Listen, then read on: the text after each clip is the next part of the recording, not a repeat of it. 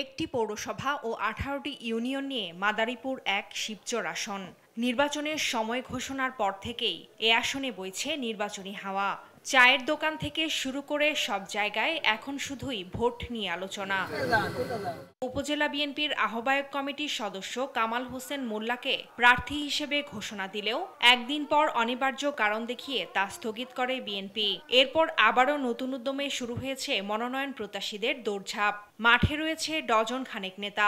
ধানের শীষ নিয়ে জয়যুক্ত হলে শিবচরের আইন শৃঙ্খলা, শিক্ষাগত মান উন্নতি, শিবচর শহরকে আরো আধুনিকায়ন করা, প্রতিহিংসা যে রাজনীতি এতদিন ছিল সেইগুলো দূর করব। মনে হয় বিএনপি আমাকে শেষ পর্যন্ত নমিনেশন দেবে, যে আমার কাছে ক্ষমতা দেয় কোনো খারাপ কাজে ব্যবহার হবে না। সবচেয়ে বড় সমস্যা হচ্ছে মাদক। আমি চেষ্টা করবো প্রথমে এটাকে 100% নির্মূল করতে। জনগণের সমর্থন, সাধারণ জনগণের সমর্থন, আমি বিভিন্ন জায়গায় বিভিন্ন ইউনিয়নে গেছি, তাদের মধ্যে যে সাড়া দেখছি সেই সাড়াতে আমি নিঃসন্দেহে আল্লাহর ভরসা করে বলতে পারি যে আমি জয়যুক্ত হব।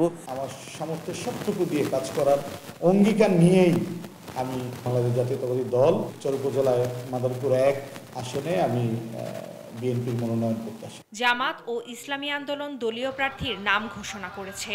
বাংলাদেশ জামাত ইসলামী আগামী দিনে এদেশে সুশাসন প্রতিষ্ঠার জন্য এবং সমস্ত অনিয়ম দূর করার জন্য কাজ করে যাচ্ছে এবং এই প্রতিজ্ঞা নিয়েই সামনে এগোচ্ছে। আমি চেষ্টা করব যাতে এই শিবচরকে মাদক মুক্ত শিবচর গঠন করা যায়। শিবচরে অনেক বেকার ছেলেপেলেদেরকে কর্মসংস্থানের ব্যবস্থা করব। শিবচরে কোনো চাঁদাবাজি হতে দিব না।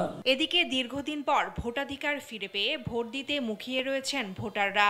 তাদের দাবি নির্বাচন যেন অবাধ ও সুষ্ঠু হয়। আমরা চাচ্ছি একজন সৎ, যোগ্য, যে সবসময় বিপদ আপদে আমাদের পাশে থাকবে, শিবচরকে মাদক মুক্ত করবে, সন্ত্রাস মুক্ত করবে, চাঁদাবাজ মুক্ত করবে। যিনি সৎ, মেধাবী এবং শিবচরের উন্নয়নমূলক কাজের সাথে সম্পৃক্ত থাকবেন, জনগণের কথা ভাববেন, এদেশের গরিবের উন্নয়নের দিকে দেখবে, ভালো কাজ করবে, রোডঘাট করবে, তাকেই আমরা ভালো একজন ব্যক্তিকে বেছে আমরা ভোট দেব। সুন্দর নির্বাচন উপহার দিতে সব প্রস্তুতি নেওয়া হয়েছে বলছেন নির্বাচন কর্মকর্তা।